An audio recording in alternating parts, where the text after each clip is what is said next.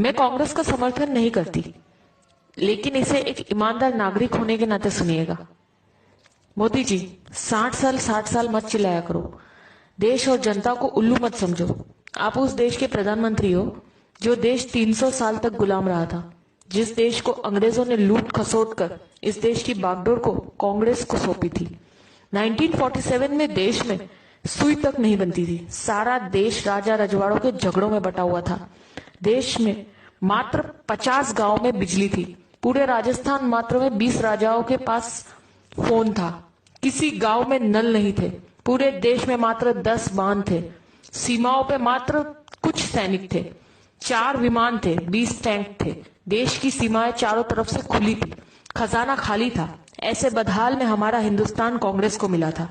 इन 60 सालों में कांग्रेस ने हिंदुस्तान में विश्व की सबसे बड़ी ताकत यानी सबसे बड़ी सेना तैयार की। हजारों विमान, हजारों टैंक, लाखों फैक्ट्रियां, लाखों गांव में बिजली, हजारों बांधों का कंस्ट्रक्शन, लाखों किलोमीटर सड़कों का निर्माण, परमाणु बम, हर हाथ में फोन, हर घर में मोटरसाइकिल वाला मजबूत देश इन 60 सालों में तैयार करके दिया है कांग्रेस ने। भारत ने पिछले 60 सालों में तरक्की भी बहुत की है। भूतपूर्व प्रधानमंत्रियों ने कई इतिहास रच दिए, जिसकी वजह से भारत आज एशिया की दूसरी सबसे बड़ी ताकत है। भारत दुनिया का सर्वश्रेष्ठ संविधान बन चुका है। भारत एशियाई खेलों में मेजबानी कर चुका है। भारत ने भागड़ा और रिहंद जैसे बांध भी बन चुके हैं। देश भामा न्यूक्लियर रिसर्च सेंटर का उद्घाटन कर चुका है।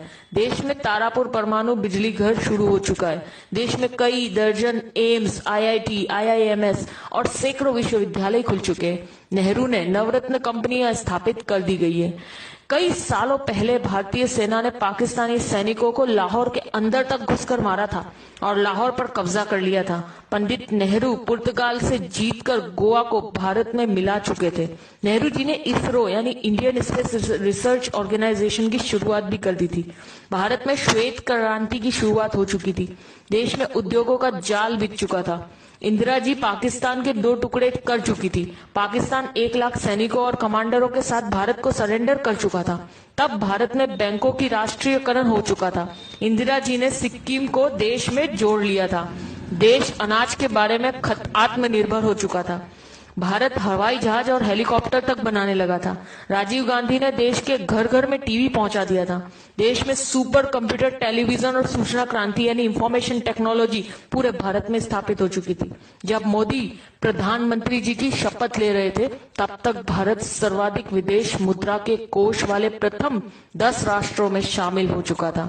इनके अलावा Chandrayaan, Mangal mission, GSLV, metro, monorail, अंतरराष्ट्रीय हवाई अड्डे, न्यूक्लियर पनडुब्बी, ढेरों मिसाइल, पृथ्वी, अग्नि, नाग, दर्जनों परमाणु संयंत्र, चेतक हेलीकॉप्टर, मिग, तेजस ड्रोन, अर्जुन टैंक, धनुष तोप, मिसाइल युक्त विमान, आईएनएस विक्रांत, विमान वाहक, ये सब उपलब्धियां देश ने मोदी के प्रधानमंत्री बनने से पहले हासिल कर ली थी।